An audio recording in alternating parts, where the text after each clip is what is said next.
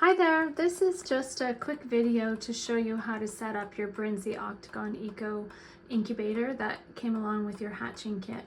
So you want to start off by making sure that it's on a flat surface and preferably away from direct sunlight, because the heat of the sun will fluctuate the internal temperature of the incubator.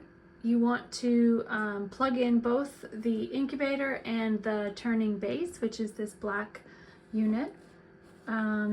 You can do some of your setup without the incubator sitting in the base because it can sit flat on a surface, and then when you're ready you can slide it into these slots along the side to make sure that it is going to gradually turn throughout the incubation. As you can see, it's on quite an angle right now, and it automatically turns the eggs so that they develop properly throughout the 21 days. So you want to turn it on and you want to give it some time to heat up and come to the proper temperature, which is 37.5. So I have already set up my thermometer and mine is pretty perfect. 37.4 is totally fine. A few point degrees lower is fine. A couple of point degrees higher is also okay, but like I said, in the right up lower temperature is always a bit better because you can sometimes get some defects in the chicks if the temperature is too high. So you want to set it up like this and give it some time to come up to temperature. I'll just show you.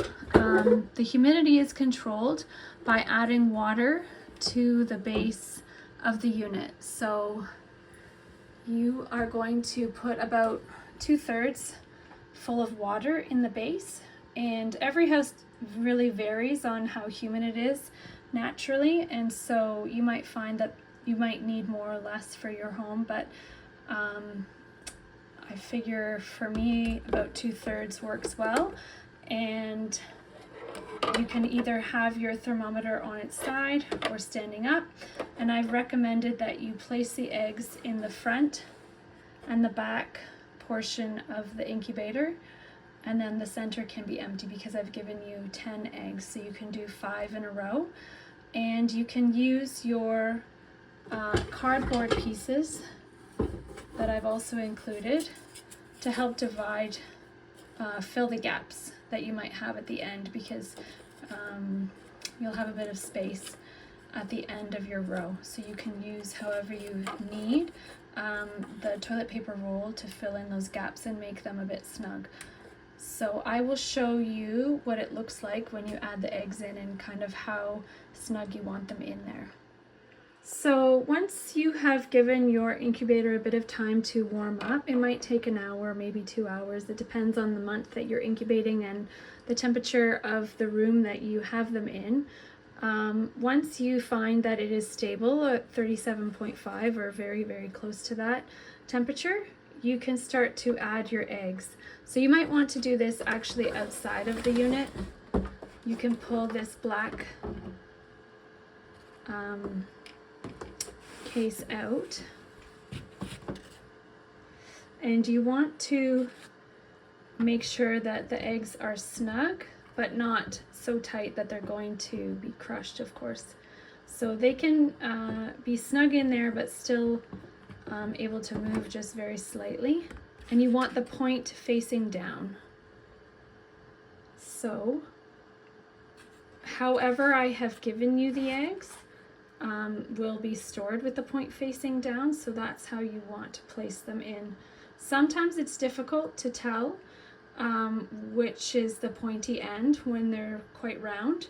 So the trick is to use a light or your cell phone flashlight and hold it right up to the top or the bottom of the egg.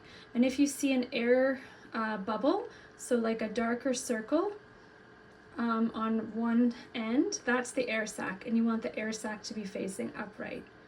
So on lots of eggs it's pretty obvious which one is the pointy end, but if you're not sure, that's the trick. So wherever the air sac is, when you hold a light up to the egg, that's what you want facing up.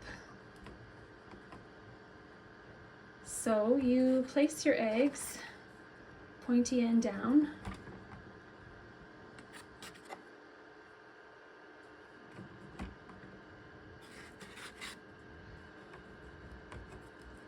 And then, like I said, we're going to use this paper towel roll to fill in the gaps to make sure that it's a snug fit. So you might use a few pieces, and you just don't want the eggs to be able to fall over or slide around too much during the incubation. So you're going to do that on both ends and use your paper towel roll to make sure they're snug. So once you've got all 10 eggs in there, I'll add that you might need to adjust these black adjustable walls to get the right fit. Once you have them in there, they're snug, but they can't tip over or fall around too much. Then you are set. And you have your water in the bottom. You have your thermometer so that you can read the temperature and the humidity.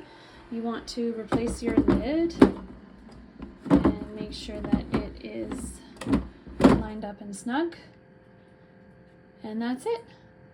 So this vent here is for humidity, so this will let more or less humidity out. And if you find that you've put too much water in or that the humidity is quite high, you can open it all the way. But typically for a normal incubation period, I would probably have it about a quarter or half open. So another tip, if you are finding that it's really not coming up to temperature or it's higher than 37.5, consistently over your couple of hours maybe that you've had to set it up, you can take this portion of the incubator off. There's a screw there, so you can unscrew that, and here there's a little red knob and it shows there's a slot, and you can turn that clockwise or counterclockwise depending on whether you want the temperature to go up or down. So this is only something that you want to touch if you're really having a hard time getting the right temperature. I will have it set to be 37.5 before you receive the kit, but that is a trick if you find it's not accurate after you've given it plenty of time. So here it shows which way to turn depending on whether you want the temp higher or lower, and it's very, very slight. You don't want to move it too much. It will adjust the temperature quite drastically just with small movements. So if you don't have a problem, just leave that screw in and leave that cover on, and it should work out perfectly.